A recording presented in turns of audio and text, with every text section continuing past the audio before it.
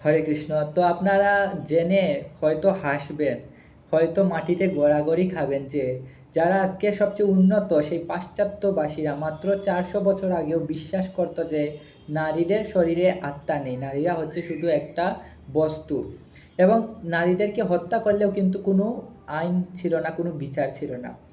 আবার 100 বছর আগে তারা বিশ্বাস করতো যে গাছের কোনো প্রাণ নেই। কিন্তু আমরা দেখতে পাই যে আমাদের বাংলাদেশি বিজ্ঞানী স্যার জগদীশ চন্দ্র বসু যখন গাছের প্রাণ আবিষ্কার করলেন, তখন থেকে তারা বিশ্বাস করতেছে গাছের প্রাণ আছে।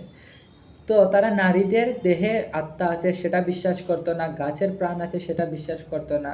তো তারা এরকম ফিলোসফি দেয় যে যা দেখি না দুই নয়নে বিশ্বাস করি না গুরুর বচনে। তো ঠিক সেই রকম তারাও বলে যে ভগবান নেই, ভগবানকে আমরা বিশ্বাস করি না, কারণ আমরা ভগবানকে দেখেছি।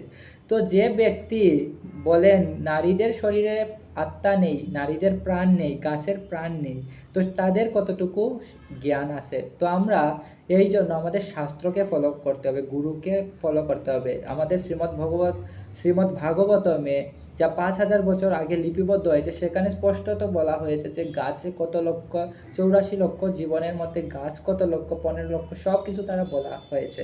তো আসুন আমরা শাস্ত্রকে ফলো করি।